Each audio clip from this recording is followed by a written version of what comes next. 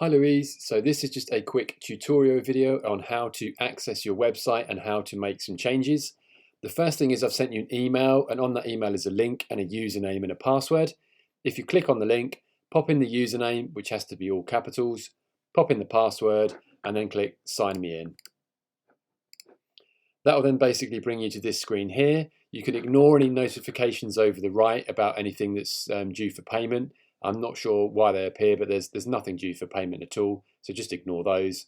On the left-hand side, come over to websites and click on here. That will then bring you to this screen where you'll see a little thumbnail of your website, and just below that you'll see edit website, and just click on that. That will basically then load up Bramble, which is the system that's been used to build your website. If you've got a fast connection, it will load instantly like that, and if you're on a slower connection, it might take sort of up to 60 seconds for it to load.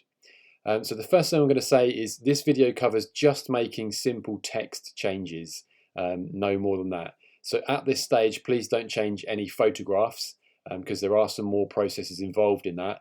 That's something I can cover separately for you though.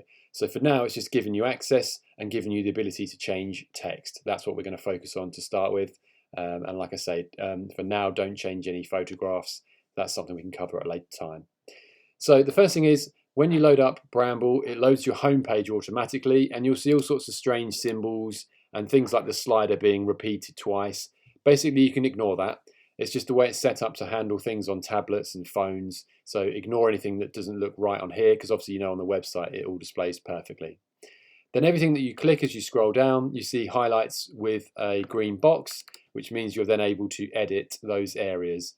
It is important to not change the titles of the pages too much because they've been listed to Google as keywords. And also there'll be some bars of text at the bottom of the page which will start to appear soon.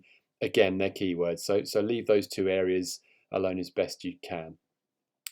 But everything you click, you're then able to edit much like a Word document. Best to leave the text sizes and the fonts alone. I've had a few customers play with those, but obviously when you make fonts bigger and you change fonts, they look okay on the computer, but it changes how they display on the tablets and on the phones. So I would say leave all your fonts as they are. Just go through and make any alterations or additions as needed. So when you make changes, you've basically then at the top here, you have an undo button if you didn't mean to make that change, and that will undo anything.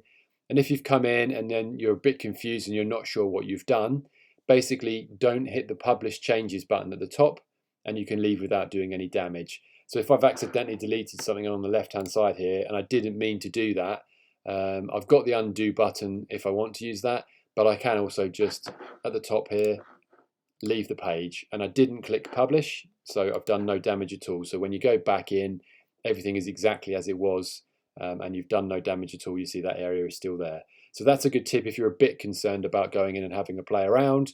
You can't do any damage as long as you don't publish any changes. So that's pretty straightforward.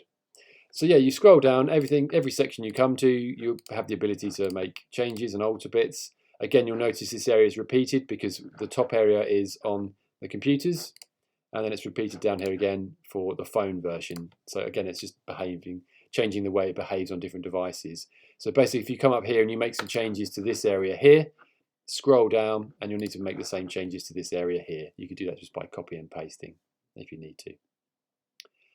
Yeah, so pretty straightforward, fairly easy to go in and make alterations.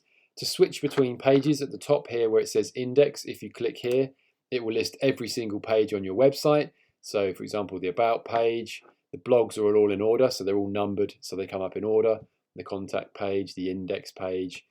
So a good example is if we go to useful documents and links. So this is a page where we have different links in order. And they're all on there and they work.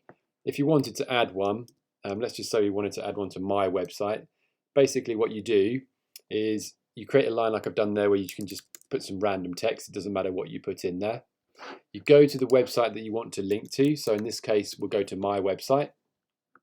You copy the full address, including the HTTPS bit at the start. So copy the whole thing.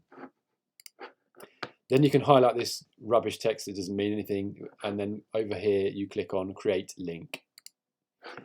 The link text that we want to use, I won't use the HTTP at the start for that. I just want it to display www.keithsnowden.co.uk. So in the URL, we paste the full address with everything included. And we want that link to open up in a new tab so that we're not leaving the website. So when someone clicks, our website stays open and it opens the link in a new tab. If you hit save, and then you can basically then remove the nonsense text from behind it, and then you would click publish changes at the top, and that would then put that link live on that page. It does take about 60 seconds for that to go live on the site, so don't panic if you make a change. You go and look on your website and it's not immediately there. Just refresh the page a couple of times and it will update, and then your change will show. So I'm just going to exit that without doing damage. Like I said before, I'm not going to publish, and that way I've done no damage at all. So yeah, you may need to watch this video a couple of times for it to make sense. But all in all, it's a case of ignore anything you're not sure about. Any weird symbols, anything repeated, just ignore that. Concentrate on clicking each area, making changes that you want to. Switch between pages up the top here. So every page that you come to, you're then able to go in and make additions, make changes, add text, do anything you want to. You have half an hour a month of free support from me. So if you're not sure about what you're doing, or you've got some changes you want to make, you think, I actually haven't got the time, or I'd quite like some help, you have half an hour a month of that free from me. So feel free to use that. You can also use that for things like photographs if you wanted to change those, because there's a little bit involved in that about resizing and compressing. If you're not comfortable with that, you've got half an hour where obviously every month you can use me to do bits like that for you. But all in all, I think you should find it fairly straightforward. Most of my customers are using Bramble with no issues at all. Watch the video a couple of times if you need to. And if you're not confident that you've made the right changes, don't publish basically and leave, and you'll always be fine. So have a play around. If you get stuck on anything, give me a shout, and thanks for watching.